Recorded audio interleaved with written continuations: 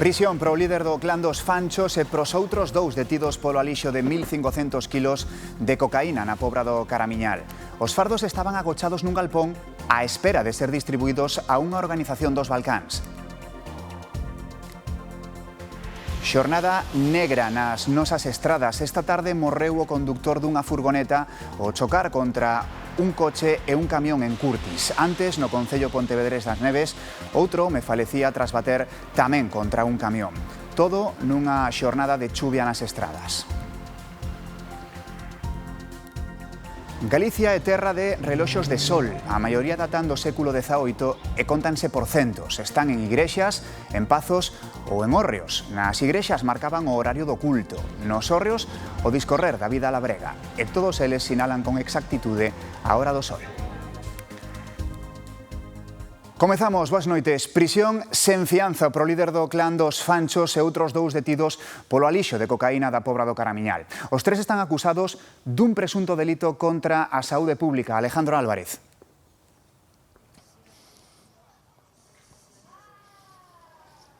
Si, Pablo, así o decretou este xulgado de Ribeira do que saíron eses tres acusados a cara descuberta, escoltados pola Garda Civil para despois ser trasladados ao cárcere. Unhas detencións que se levaban a cabo na madrugada do sábado despois de varios días de seguimento. Foron cachados na Allada mentres trasladaban a droga dende un pendello ata outra vivenda próxima na zona do Conchido, na localidade da Pobra do Caramiñal. Durante este operativo, ademais desas tres detencións, tamén se requisaron 1.410 kilos de cocaína, 100 gramos de heroína e cartos en efectivo. É a madrugada do sábado. A Policía Nacional acaba de atopar na Ribeiriña, na Pobra do Caramiñal, o alixo de cocaína que lle seguía a pista e de prender tres homes que o custodiaban no que no argot se coñece como gardería. A diferenza doutras foi unha investigación exprés. Comezara a ter coñecemento que pouco antes dúas embarcacións introduciran unha importante partida de cocaína a través dunha praia próxima. El día 21 se detectó una serie de movimientos que nos permitió en la madrugada del 21 al 22 detectar cómo trasladaban esa droga de un punto a otro. Una vez intervenida, efectivamente, y practicados los registros, se detecta que hay una gran cantidad de droga en el domicilio y en el galpón donde habían ocultado la droga. Os encargados do desembarco e custodia en terra uns vellos coñecidos da historia do narcotráfico na Barbanza. Se trata del clan de los Fanchos que escondía ante la zona de Rúa dos Conchidos casi 1.410 kilogramos de cocaína. Utilizaban una zona ante un galpón, una especie de nave muy pequeñita, muy próxima a lo que es la playa, donde alijaban y de ahí la iban pasando al domicilio a la espera posiblemente de llevar a cabo el traslado a otros países del centro de Europa. Non sorprende que co alixo estivera un presunto enviado do clan dos Balcáns para garantir a súa entrega. Os paquetes tiñan distintas pegatinas para diferenciar cada unha das organizacións criminais ás que ian destinadas. Un croata que servía de garantía ante o custodia de la mercancía. Os outros dous detidos son un veciño da Pobra que participou na descarga e o actual líder do clan dos Fanchos, o que se lle atribúe un papel destacado na descarga e custodia do alixo. A xuíza de Ribeira que os interrogou ordenou o seu ingreso en prisión condicional sen fianza mentre se avanza na investigación. O complexo hospitalario da Coruña apunta unha nova marca de transplantes. En pouco máis de 24 horas, en pleno mes de agosto, o CHOAC foi quen de transplantar un total de 8 órganos a 7 pacientes, 7 persoas que agardaban unha oportunidade para seguir vivindo. Encabeza a notrasano a lista de hospitais con máis actividade de transplantes en toda España. A aparición de 3 doadores de órganos desencadeou no CHOAC un operativo sen precedentes nun mes de agosto. Houbo 3 doantes multiorgánicos, entón xuntáronse en moi pouco tempo moitos trasplantes e claro, eso exixe un esforzo organizativo importante e ademais coa dificultade engadida de que estamos en período estival e eso, claro, complica un poquinho as cousas. Foi necesario mobilizar un cento de profesionais para dar resposta a este reto, entre eles un equipo que viaxou a Navarra de onde procedía un dos doadores. Finalmente, as intervencións puidéronse desenvolver con éxito pros 7 pacientes, todos eles homes de entre 54 e 73 anos de idade, que recibiron 2 pulmóns, 4 riñóns e 2 fígados. Podémolo facer e ademais unha cousa importante intentando minimizar que eso impacte logo na actividade ordinaria que ten o hospital a diario. Vemos moi pouquinha incidencia, houve que suspender 2 quirófanos e o que facemos é esos pacientes que suspéndese a súa intervención, pois reprogramámolos para que se poidan operar pois nos próximos días e xa estamos nese proceso. Un sistema público que responde grazas á solidariedade de doadores e familias que regalan vida nos momentos máis complicados. Hai varias patas nesta silla para que isto funcione, unha parte importante é o compromiso dos profesionais, pero sen duda o principal de onde xurde todo é dos doantes, das familias, dos doantes, que a xente se faga doante é algo fundamental para que realmente todo isto poida ser posible. A Coruña sitúase por riba da media nacional en doazón de órganos. 9 de cada 10 familias en disposición de doar responden á chamada da solidariedade. Familiares e usuarios das residencias da Deputación de Lugo denuncian unha suba dos prezos. O incremento da cota mensual chega ata o 60% en algúns casos. A Deputación defende que a medida é progresiva. O prezo de referencia antes de que se apliquen as reducións segundo o nivel de renda pasou de 1.080 euros a 1.750 ao mes. No caso das persoas dependentes, a suba é 2.390 euros mensuais aos 2.200. Os afectados pola suba das tarifas queixanse ademais de como os avisaron dos cambios nos prezos que o goberno provincial formado polo PSOE e o BNG sacou adiante no pleno do pasado mes de marzo. Veo aí unha paisana que dixo que era da Diputación, que me dixo outras palabras que non me souperon nada ben, que me dixo que se tiña unha casa que a vendese. Que xa nos comentaron que se non chegan os aforros que van a ir ao patrimonio. Pero cuidado despois con sacar máis cartos que non sean normales de sacar, como prohibíndonos. O encarecemento da cota mensual supón un duro golpe para as súas economías. Estou planteándome buscar unha residencia máis económica e en última instancia terei que leválo para a casa. Que vai ser imposible que siga aquí, porque non lle chega a pensión. O deputado provincial de Promoción Económica e Social, o socialista Pablo Rivera, defende a progresividade da medida. Esta ordenanza realmente o que fai é que aquel que menos ten, menos paga, e aqueles que máis capacidade económica teñen, máis aportan ao noso sistema público. Pero o PP lugués critica a decisión. O que fixa a Diputación non ten nome. Unha subida dun 60% dun mes para o seguinte non ten explicación nin xustificación posible. Fronte á suba dos prezos que enfrontan estes usuarios das residencias da Deputación de Lugo, as cotas que pagan os residentes dos centros da Xunta de Galicia levan anos conxeladas. O BNG pide que o conselleiro de Sanidade compareza no primeiro pleno do Parlamento para explicar como vai afrontar o que cualifica de colapso do sistema sanitario. Os nacionalistas tamén reclaman partidas específicas nos orzamentos de 2027 para adoptar medidas estruturais. A primeira medida é presentar un novo modelo de atención primaria real que levamos 6 anos acardando por el, que no sistema hospitalario se teñan todos os cursos operativos, as quendas que faga falta, mañán, tarde ou noite, para rebaixar as listas de espera, e que presenten de inmediato un plan de recursos humanos. O plan de recursos humanos que permita saber cal é a situación real do cadro de persoal do Sergas. A Xunta solicita unha reunión co Goberno Central para abordar a transferencia da AP9. O Partido Popular ten dúbidas sobre a constitucionalidade da lei que aprobou o Congreso. Queremos que a transferencia avance, por suposto queremos a transferencia, e queremos que se materialice canto antes, pero non a costa de vulnerar a vontade unánime do Parlamento galego. Non queremos unha transferencia trampa, agochando unha posible factura retardada que pode alcanzar os 4.000 millóns de euros e que en ningún caso corresponde pagar aos galegos. Os concellos aumentan a presión para que os particulares limpen as súas parcelas para evitar incendios. Antes do verán, a Xunta xa enviara 28.000 notificacións aos veciños por non cumprir a lei. A lei de incendios obriga a ter limpos todos os terreos nos 50 metros que rodean as casas ou os núcleos de poboación. É responsabilidade dos propietarios mantelos así para protexelos dos lumes forestais. Unha obriga que ben por descoñecemento ou ben por desidia se incumpre na maioría dos casos. Concellos como este de Carral están enviando notificacións persoais. Estes últimos días estuvemos enviando casi 100 moi contundentes, non? Nas cales se en 10 días que se lle dá para que o poidan ver, se en 10 días non comunican que o ven que no solar non é del ou que teñen dificultades para limpialo, vámonos a toparnos que nos 15 días seguintes, se non o limpian, despois íbamos a proceder a limpieza xa subsidiaria e incluso pois, con multas, non? Multas que irán dos 300 aos 600 euros, ademais dos gastos que ocasione a limpeza da parcela. O mesmo están facendo outros concellos como o de Cambados ou o da Coruña, onde tamén se dá un prazo límite de 15 días. Advertencias que son xa reiteradas, porque antes do mes de xuño a Xunta xa enviara 28.000 notificacións aos propietarios que a día 31 de maio non tiñan limpas as súas fincas, como obriga a lei. As chuvias caídas nas últimas horas alivian a situación no río Lérez, que comeza tímidamente a recuperar o seu caudal. Patricia Vilar.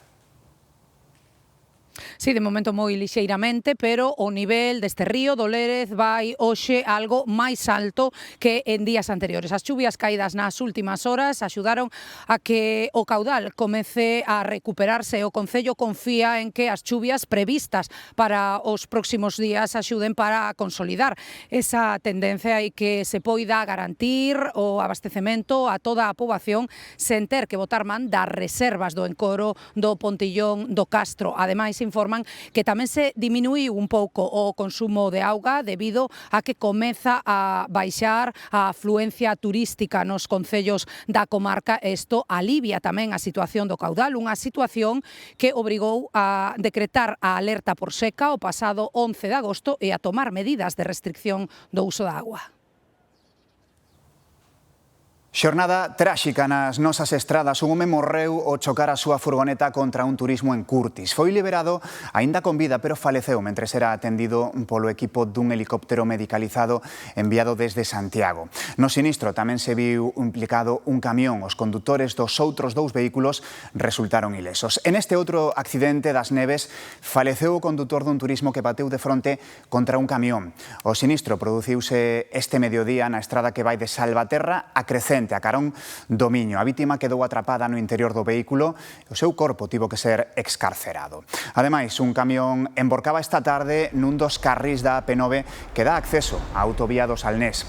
O condutor quedou ferido e o vehículo perdeu toda a carga. Nun primeiro momento, producíronse retencións que xa están solucionadas. Pero a retirada do material de construcción que transportaba está dificultando os traballos previos á propia retirada do camión que, como ven, ocupa todo o ancho da vía. O incendio dun coche nunha zona residencial de Iñás, no concello de Oleiros, xerou alarma entre os veciños. En poucos segundos, o lume envolve por completo o vehículo e escoítase o reventón das rodas. A intervención dos bombeiros de Oleiros evitou males maiores. Descoñécense polo de agora as causas deste incendio. A Policía Nacional investiga a aparición dun cadáver esta mañá nunha nave industrial de Vigo. Sucedeu no polígono do Caramuxo, en San Paio de Navia, e segundo as primeiras análises non presentaba aparentes sinais de violencia. O corpo apareceu na parte traseira dunha empresa onde habitualmente aparcan os seus traballadores. A nave reabrira hoxe as súas portas despois de varias semanas pechada por vacacións e foron dúas empregadas as que localizaron o corpo con evidentes síntomas xa de descomposición. A espera do resultado da autopsia, a policía investiga a identidade da vítima e as circunstancias desta morte. Máis asuntos deste luns. Pedro Sánchez convocou para mañá o Consello de Seguridade Nacional para abordar a situación que se vive en Ceuta. Case un mes despois da entrada masiva de inmigrantes, o Goberno vai construir tamén este martes un mando único para xestionar a crise migratoria. Un xiro de guión que pro Partido Popular chega demasiado tarde. O Consello de Ministros vai declarar a situación de Ceuta de interese para a seguridade nacional e porá a andar un mando único presidido polo ministro Ángel Víctor Torres, un comité especializado do que formarán parte tamén o presidente de Ceuta, os ministros implicados e membros do Centro Nacional de Intelixencia. O Goberno di que a xestión da crise entra nunha nova fase. Forma parte de un antes y un después en cuanto a la gestión, como he dicho, de los expedientes de los migrantes que están ahora mismo en la ciudad de Ceuta, y esperamos que la coordinación que permitirá este mando único hará que esta repatriación, en aquellos casos que sea necesario, sea lo más rápido posible. O presidente Pedro Sánchez convocou tamén para este martes o Consello de Seguridade Nacional. Medidas que para o Partido Popular chegan demasiado tarde, 26 días despois da entrada masiva de migrantes. Para Ceuta y sus más de 80.000 habitantes, agosto ha sido un mes de abandono, de inseguridad y de emergencia. Hay miles de personas vagando por Ceuta, comprometiendo la seguridad, la convivencia, la salud pública y la viabilidad misma de la ciudad. Goberno e comunidades acordaron enviar 45.000 doses de vacinas a Ceuta para previr enfermidades infecciosas. Desde o Executivo aseguran que teñen rexistrados 2.900 menores, pero admiten que non é posible dar unha cifra exacta dos migrantes que están agora mesmo na cidade. Tamén anuncian un plan de choque para a recuperación económica de Ceuta. Os océanos do mundo ferven como nunca o fixeran antes. O satélite Copérnicus comunicou un novo récord de temperatura media do mar. Acadou os 21,1 graus Antonte este sábado. Nesta imaxe dese satélite que é o que vixía o cambio climático, poden ver en cores as temperaturas dos mares. As azuis, as que ven máis cara abaixo e cara arriba, preto dos polos, son as máis frías. Despois veñen o morado, o laranxa, aí estaría a nosa costa, a costa galega, e por último as amarelas, que son as que recollen as temperaturas máis altas, que recollen uns 30 graus estes días. Un novo aviso que ademais coincide co fornecemento do Neno, que ameaza con provocar fenómenos climáticos extremos nos vindeiros meses. Estas que ven son imaxes desta tarde en Tarragona. Unha tromba de auga e de Sarabia duns 20 minutos provocou enchentes, caídas de árbores e múltiples incidentes en boa parte da provincia catalá.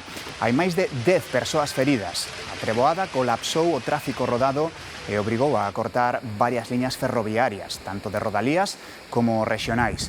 Nalgúnas zonas caeron pedras de máis de 2 centímetros de diámetro.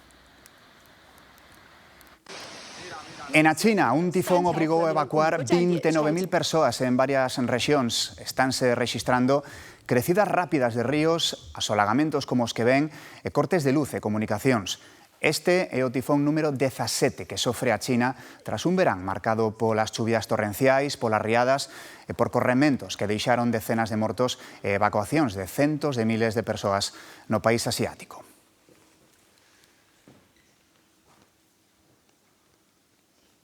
Máis historias deste luns. O Códice Calixtino xa recomendaba onde comer no camiño francés. Recuperando esa tradición, nace Peregrinos do Mar, unha iniciativa para dar a coñecer o peixe espada e a quenlla.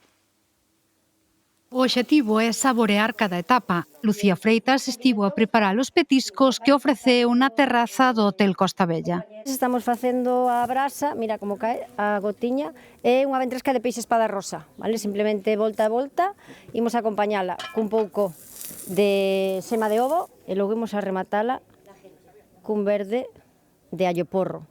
Finiño. Escabeche, tepedo con quenlla, ensaladilla con lombo de peixe espada curado, diversas opcións de sushi. Lucía Freitas fai propostas vanguardistas e algunhas lembran a carne, como o embutido de peixe espada rosa. Din que é a carne do mar porque é volta a volta, ten moitísimas maneiras de traballalo. Pero como non é un produto que se comercialice aquí nas pescaderías nin na hostelería a un nivel importante, pois é un gran desconocido. Durante 2 meses de Estella a Compostela, diversos restaurantes ofrecerán pratos que teñen en común estas especies. Este ano, pois non sei se sabedes que aumentamos pois o consumo per cápita de peixes aquí en Galicia, é algo pois moi importante, sobre todo tamén consecuencia do gran traballo que se está facendo tanto por parte do sector como da administración galega. Hai máis de 800 anos o Códice Calixtino guiaba os peregrinos e tamén informaba das posibilidades gastronómicas da ruta. Peregrinos do Mar recolle ese legado dándolle outra volta. Atendan a este dato. Nos últimos 6 anos duplicouse a venda de carretes e tamén medrou a de cámaras analóxicas. E son sobre todo os menores de 34 anos os que recuperan as fotos en papel. A nosa frase é foto revelada, foto salvada. O sea, unha foto que está en papel é moi difícil que se perda. En cambio, unha foto en formato digital, desde o meu punto de vista, ten máis posibilidades de perder ese recordo. Para non perder os recordos a golpe de manivela no laboratorio químico semi-industrial como este de Lugo, aínda hai tendas de fotografía que traballan o papel. Para os nostálxicos do analóxico ou tamén para os nativos digitais que buscan novidades ao tacto. Eso de facer unha foto e non vela, pois como que lle fai gracia. O sea, se están revalorizando ahora, que antes eran baratas, pero dá gusto porque é o toque antigo que dá as fotos esas. Nos últimos 6 anos consumíronse máis de 25 millóns de carretes de fotos cada ano en todo o mundo. É un 35% máis se o comparamos con anos anteriores. Y es como una reliquia. No, solo digital. Bueno, a nosotros particularmente nos gusta más usar cámara digital y usar eso en vez de la del móvil. Non ten nada que ver a calidad das que revelas agora co móvil as que tiñas de o día a día de antes. A metade das cámaras analóxicas de carrete mercan as mozos e mozas de entre 18 e 34 anos. As chamadas xeracións Z e Millennials parece que se rebelan contra o efémero do digital no asunto das fotos. Contra o que se puidera pensar, o clima atlántico non foi impedimento para que Galicia se convertera en terra de reloxos de sol.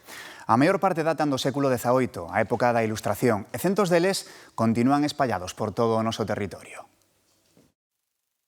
Os reloxos de sol forman parte do patrimonio cultural e histórico de Galicia. Hai centos espallados por igrexas, pazos e hórreos. Esta semana descubrín un novo no Pazo de Vilaboa que xa tiña inventariado nunha das portas de entrada, apareceu outro. Agora xubilado, Xosé Manuel foi coautor dun inventario publicado en 2019.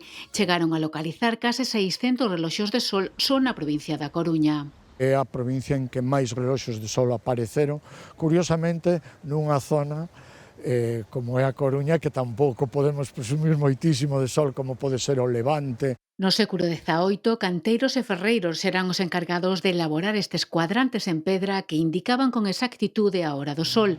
Nas igrexas marcaban o horario do culto, nos hórreos a vida labrega. Era un lugar onde toda a xente campesiña, os labregos e demais, podían mirar a hora en que había que tornar as augas para regar os prados ou horas de traballo no campo. Entre os que se conservan en Galicia hai auténticas xoias. Un que ese xa non é de canteiro, ese xa de un erudito que sabía moito de sol, que é cuádruple, ao norte, ao sur, ao leste e ao oeste, que está nunha finca que se chama de Doña Rita na Rigueira, no concello de Miño, e que é outras das xoias xunto co do Hostal dos Reis Católicos. Para este último, Xosé Manuel pide que se acometa a súa restauración agora que se están a levar a cabo obras no Hostal dos Reis Católicos. E antes dos deportes, algo a medio camiño entre unha peli de ciencia ficción e un evento deportivo, os Xogos Mundiais de Robots Humanoides en Pequín, na China, onde se non. Con partidos de fútbol, correron tamén os 100 metros lisos, ata boxearon ou mesmo fixeron unha carreira de obstáculos. Copian todo o que facemos, pero o seu xeito. Que teñan unha feliz noite. Ata mañá.